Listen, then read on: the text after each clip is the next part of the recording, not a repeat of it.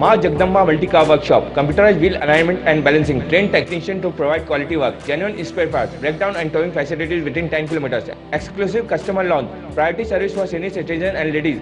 Ma Jagdamba Multi-Car Workshop, Rawat Nagar, Bharat Nagar, First, Faisagar Road, Ajmer.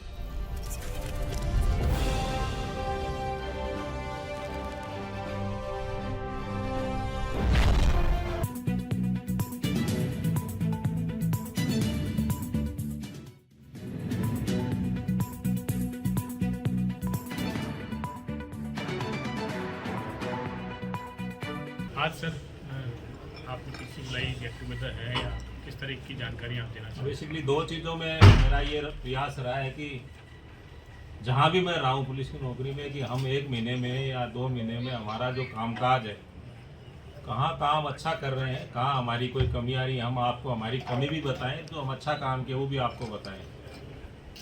तो basically हम इन चीज़ों में जाके देखा तो मेनली तो हमारा जो सबसे जो सरकार की जो प्रायोरिटी रहती है वो महिला अत्याचार की रहती है। तो महिला अत्याचार के मामलों में पहले हमारे 1% की लगभग कमी थी 1 अगस्त को। तो ये 2 महीने के आंकड़े सितंबर और अक्टूबर, नवंबर के अभी आएंगे, तो 2 महीने में हमारी जो 1% की कमी थी उसको हमने ला करके अब हमारी करीब 12% की महिला अत्याचारों में कमी आई है, जिससे गुड साइन। दूसरा था सबसे ज़्यादा आप लोग जो लोगों को जनमानस को उद्वेलित करता है, चोरी और नकबजनी। तो चोरी में जो पहले लगभग 4.5% की जो वृद्धि थी, वो अच्छी बात ये है कि करीब 7.5-8% की उसमें कमी आई है चोरी में। इसी तरह से नकबजनी का एक फोकस रहता है, तो नकबजनी में अभी जो अक्टूबर का जो लास्ट जो 31 अक्टूबर था उसमें करीब 10% की कमी आई, जो पहले 5% ने डबल इंक्रीज किया नकबजनी। तो चोरी, नकबजनी और महिला अत्याचार, इन चीज़ों में 2 महीने का जो हमने जो फोकस किया, मेन जो था SC ST वाला, तो SC में लगभग बराबर था 27% का डिक्लाइन, लेकिन जो ST में जो वृद्धि थी लगभग 1.35 की, वो अब 14% का डिक्लाइन है। ये 3-4 चीज़ें आपको बताना चाह रहे थे। बाकी आपको जो नवंबर के जो आंकड़े हमारे, सॉरी अक्टूबर के जो आंकड़े हैं, तो अभी 2-4 दिन में तैयार, उसके बाद दोबारा आप लोगों के पास भिजवाएंगे। तो इन चीज़ों पे बात करनी थी। मेनली एक जो आज जो बुलाने का आपका जो उद्देश्य था, एडिशनल SP साहब जो हमारे क्राइम एंड विजिलेंस देखते हैं, विजय कुमार सिंह जी, तो इन्होंने कुछ नवाचार इन्होंने किए हैं, अपने स्तर पे किए हैं। इनका चूँकि बैकग्राउंड जो है वो IT का है, तो हमने ये देखा है कि 2 महीने में, हर 2-3 महीने में, मतलब जो परिवादी जो आते हैं यहाँ पे, बड़ी संख्या में रेंज कार्यालय में परिवादी आते हैं। लगभग 350 के करीब परिवादी यहाँ पे आते हैं, बड़ी दूर दराज से आते हैं, उनको बड़ी दुविधा रहती है आने जाने में। और एक परिवादी आता है तो उसके साथ 4-5 आदमी और आते हैं, तो उनका भी एक उसका खर्चा भी होता है, उसके अलावा काम छोड़ के भी आते हैं। बहुत बड़ा कोई प्रयास नहीं है हमारा, मतलब जैसे जन सुनवाई करने के लिए हमने जो 1st और 3rd जो आपका फ्राइडे है, उसमें इवनिंग में हमने जन सुनवाई करेंगे। जहाँ परिवादी जहाँ चाहेगा हमारा आदमी कांटेक्ट करेगा, वो थाने पे करना चाहता है तो थाने पे उससे कांटेक्ट करके और बात करेंगे।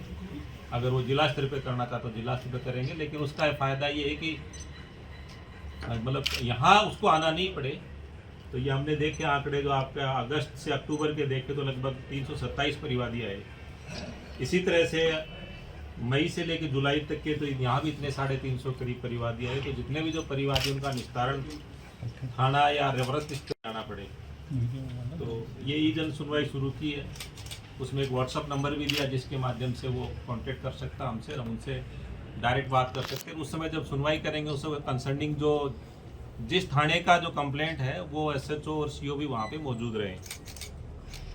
ये एक प्रयास हमने किया है। साथ ही हमने ये भी एक एनालिसिस किया है कि जिन जिन के परिवार ज़्यादा आते हैं उन SHOs को भी हमने नोटिस दिया, भाई इतनी जन सुनवाई करने के लिए आपकी कंप्लेंट के लिए यहाँ आना पड़ रहा है, इसका मतलब कहीं ना कहीं हमारी व्यवस्था में थाना स्तर पे कमी है, ताकि उसको यहाँ आना पड़ रहा है।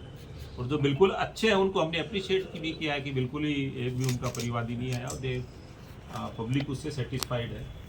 तो ये चीज़ हम आपसे आज ये बताना चाह रहे हैं।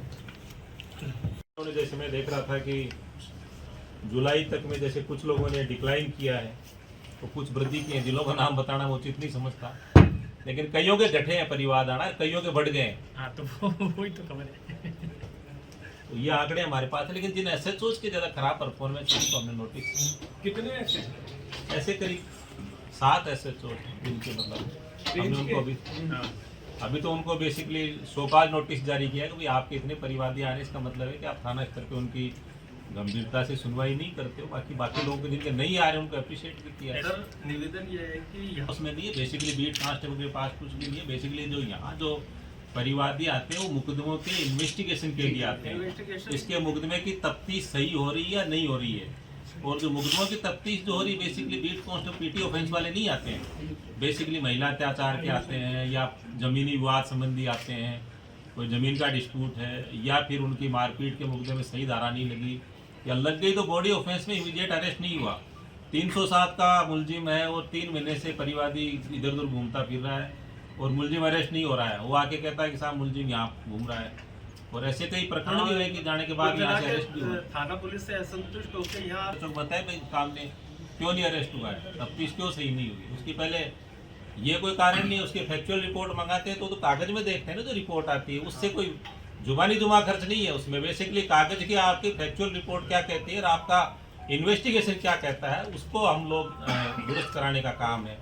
सारी चीजें एक साथ वो हो है उसके बारे में हमारा स्टाफ ऑफिसर पहले कॉल करता है, उसकी फाइल देखता है, फाइल देखने के बाद फैक्ट पूरे देखता है, उसके बाद में हम उसको सुनते हैं कि उसका कितना काम हो गया कितना नहीं हुआ।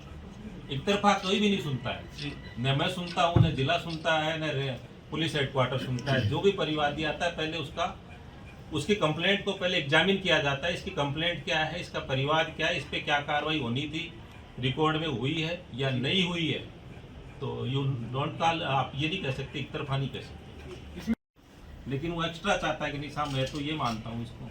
सर कई इनोसेंट है, थाने तक प्रयास करते हैं, उनका जो भी कंप्लेंट है या जो उनका मुकदमा उनकी फाइल मंगा के देखते हैं, फाइल को एग्जामिन करते हैं। और वही नहीं, जबकि कोई गंभीर मामलों के जो एनडीपीएस के मामले हैं या डकैती के लूट के मामले हैं, अगर परिवादी नहीं भी आता है, कई मामलों में परिवादी नहीं आता है तो भी हम उसको एग्जामिन करते हैं। तो एक सतत प्रक्रिया है, जरूरी नहीं कि परिवादी आए।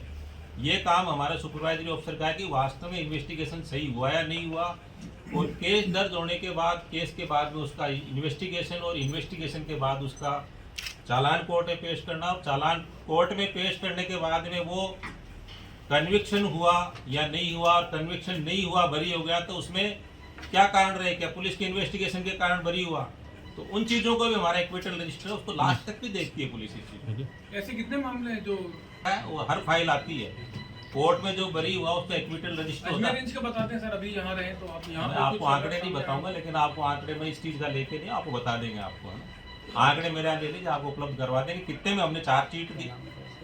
पॉक्सो के मामले में सजा कराई तो उनको हमने अप्रिशिएट किया। अगर कोई बरी हुआ है या बरी करने के केस को खराब किया है, उसमें कितने आरोप पत्र दिए हैं हम आपको भी 5 मिनट में बता देंगे। गौहर चिश्ती का उदाहरण है, महीने में इसके अंदर हम जो एमएचए के गाइडलाइंस है कि महिला अत्याचार और पॉक्सो के जो रेप के मामले उसमें मैंडेटरी है कि 60 दिन में उसका चालान पेश हो जाना चाहिए। अगर आपने 60 दिन में चालान पेश कर दिया तो आपको 100 नंबर है, और 60 दिन में आपने चालान का मतलब ये नहीं कि आपने फॉर्मेलिटी कर दिया, आपका उस पर चढ़ जाना चाहिए। तो 60 दिन में चालान पेश हो गया, और चालान पेश होने के बाद में वो 100% उसके नंबर मिलते हैं कि चालान पेश हो गया। तो सबसे बड़ा जो पिछड़ा हुआ जो कारण था वो हमारी पहले ITSO का स्कोर रेंज जो हमारी 12वें नंबर पे थी, नीचे से 12वें नंबर से आते आते हम इसको करीब 7वें 8वें नंबर पे लेके आए। उसका एक ही काम किया है कि जो अननेसेसरी जो केसेस पेंडिंग है महिला अत्याचार के, रेप के, पॉक्सो के, कोशिश करी है कि 100% 2 महीने में उनमें चालान पेश हो जाए। फाइल को लेके उसका तरीका ये है कि 30 दिन के बाद में CO देखता है, और 30 दिन से ज़्यादा जो केस अगर पेंडिंग होता है तो उसको SP साहब देखते हैं। 45 दिन के बाद फाइल में मंगा के देखता हूँ कि इसमें चालान क्यों नहीं पेश हो रहा। FR का मामला था वो FR दीजिए, लेकिन जो चालान लाइक केस है उसको आप 45 डेज में डिसाइड करिए कि इसमें चालान पेश करना है। After 45 days mandatory